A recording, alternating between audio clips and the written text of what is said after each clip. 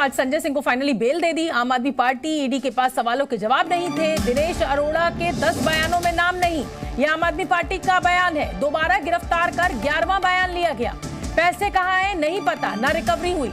दबाव डालकर 11वां बयान दिया गया। दिनेश अरोड़ा ने अपने 10 बयानों में संजय सिंह का नाम नहीं लिया था, लेकिन उसको फिर गिरफ्तार किया गया और 11वें बयान में संजय सिंह का नाम लिखा गया और उसके बाद ये गिरफ्तारी हुई। तो आज फाइनली संजय सिंह को सुप्रीम कोर्ट से बड़ी राहत मिली है। शराब आबकारी नीति को लेकर जो जेल वो गए थे, उनको आज वहां से बेल मिल गई है। अगर कोर्ट इसमें जमानत दे रहा है तो इसका मतलब ये है कि कोर्ट को ये लगता है कि संजय सिंह जी बेगुनाह हैं। और ये कोई छोटा मोटा कोर्ट नहीं है, देश की सबसे बड़ी अदालत है जो संजय सिंह जी को आज बेल दे रही है। मुझे लगता है कि आज पूरे देश की लोकतंत्र के लिए बहुत बड़ा दिन है, बहुत खुशी का दिन है, बहुत उम्मीद का दिन है कि शायद कुछ लोग अब जेल से बाहर निकल के इस देश के लोकतंत्र को बचा लें। सुप्रीम कोर्ट ने सवाल पूछा जिसका ईडी के पास कोई जवाब नहीं था कि मनी ट्रेल कहां है। आज इस इन्वेस्टिगेशन को होते हुए 2 साल हो गए। ईडी ने, सीबीआई ने 500 से ज्यादा अफसर लगाए इस केस की इन्वेस्टिगेशन में, लेकिन 2 साल में भी आम आदमी पार्टी के किसी नेता के पास 1 रुपया भी प्रोसीड्स ऑफ क्राइम का नहीं मिला। और संजय सिंह की जमानत पर समाजवादी पार्टी के नेता अखिलेश यादव क्या कुछ कह रहे हैं। वो कह रहे हैं कि धीरे धीरे कोर्ट सबको रिहा करेगा। अखिलेश यादव ने कहा कि सत्य की जीत होगी। कि सुप्रीम कोर्ट और इस देश का न्यायालय धीमे धीमे सभी को जेल से बाहर कर देगा और जीत आखिरी में सत्य की होगी।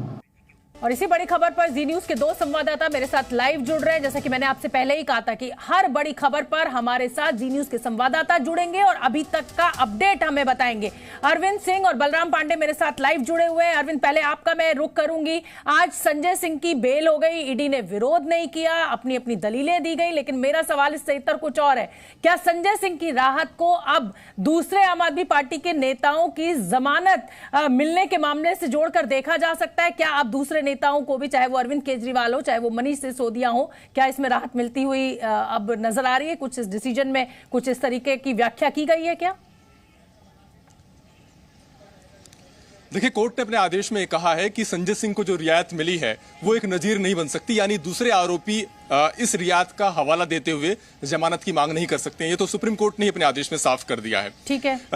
2-3 बातें महत्वपूर्ण है शोभना जी इस मामले को लेकर के। पहली बात यह कि संजय सिंह को जिस अंदाज में, अप्रत्याशित अंदाज में जमानत मिली है, शायद इसकी उम्मीद संजय सिंह और उनके वकीलों को भी नहीं रही होगी। आमतौर पर जमानत अर्जी पर सुनवाई होती है, कोर्ट दोनों पक्षों की जिरह सुनने के बाद आदेश सुरक्षित रखता है, उसके बाद कोर्ट का आदेश आता है। लेकिन यहां पर ईडी की तरफ से ही एएसजी एसबी राजू ने कह दिया कि अगर जमानत दी जाती है तो कोई ऐतराज उनको नहीं है, और उसके बाद कोर्ट ने सुनवाई के दौरान ही फैसला लिखवाना शुरू कर दिया और संजय सिंह के लिए एक बड़ी राहत का सबब बन गया ईडी का यह बयान। लेकिन बड़ी बात यह है कि आखिर ईडी की ओर से एएसजी ने यह बयान क्यों दिया, इसकी वजह क्या थी? इसको कोर्ट की 3 टिप्पणियों से समझा जा सकता है। सबसे बड़ी जो टिप्पणी कोर्ट ने की थी वो ये थी कि अगर ईडी अभी भी ये कहता है कि संजय सिंह को हिरासत में रखा जाना चाहिए, तो फिर हमें सेक्शन 45 जो पीएमएलए का है उसके तहत जमानत की दोहरी शर्तों पर विचार करना होगा। सेक्शन 45 के तहत 2 शर्तें हैं। पहली शर्त यह कि पब्लिक प्रोसिक्यूटर को अपनी बात रखने का पूरा मौका देगा कोर्ट। दूसरी शर्त जो बहुत महत्वपूर्ण है वो ये कि जमानत देते वक्त कोर्ट को इस बात के लिए आश्वस्त होना पड़ेगा कि आरोपी ने वो अपराध नहीं किया है और भविष्य में भी इस तरह के अपराध की जाने की आशंका नहीं है। यानी कोर्ट का यह कहना था कि अगर हम फिर संजय सिंह की जमानत अर्जी पर मेरिट पर विचार करते हैं और संजय सिंह को जमानत देने का फैसला लेते हैं, तो हमें यह भी साबित करना होगा प्रथम दृष्टया कि संजय सिंह के खिलाफ केस बनता है नहीं। और अगर संजय सिंह को जमानत मिलती है तो जाहिर तौर पर कोर्ट को इस बात के लिए कन्विंस होना होगा कि प्रिमा फेसी संजय सिंह के खिलाफ केस बनता नहीं है। और अगर कोर्ट ये टिप्पणी देता है तो इसका सीधा असर निचली अदालत में चल रहे मुकदमे पर पड़ेगा। यहां पर ईडी ने दूसरा विकल्प चुना। ईडी ने कहा कि जमानत अर्जी का विरोध नहीं कर रहे। मतलब इसीलिए भले ही आज कोर्ट ने ये जरूर कह दिया कि साहब ये आदेश दूसरे केसेस में नजीर नहीं बनेगा, लेकिन पीएमएलए की ये जो 2 शर्तें आपने अभी जो हमारे दर्शकों को बताई, ये शर्तें तो उस केसेस में भी, उन केस में भी लागू होंगी, क्योंकि ये तो बात सही है कि मनी ट्रेल साबित हो नहीं पा रही है, दूसरा पैसा बरामद हुआ नहीं है किसी भी नेता के घर से। इसलिए छोटा सा जवाब मुझे दीजिएगा, फिर मैं बलराम का रुख करूंगी। बिल्कुल, और निचली अदालत से लेकर सुप्रीम कोर्ट तक जो मनीष सिसोदिया को जमानत नहीं मिली है वो ट्विंस कंडीशन ही रही है।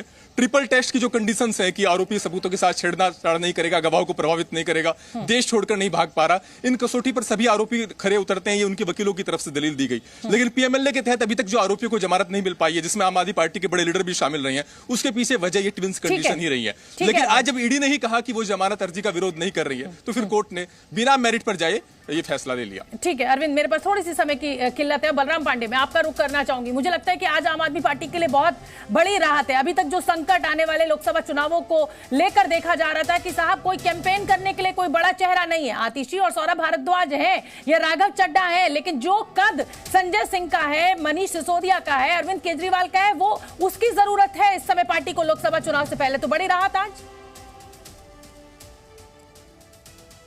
बिल्कुल, देखिए आम आदमी पार्टी के लिए बड़ी राहत है, क्योंकि जिस तरीके से भारतीय जनता पार्टी बार बार ये सवाल खड़े कर रही थी कि अगर कथित शराब घोटाला नहीं हुआ है, मनी ट्रेल नहीं हुआ है, तो उनके जो नेता गिरफ्तार हुए हैं उन्हें जमानत क्यों नहीं मिल रही।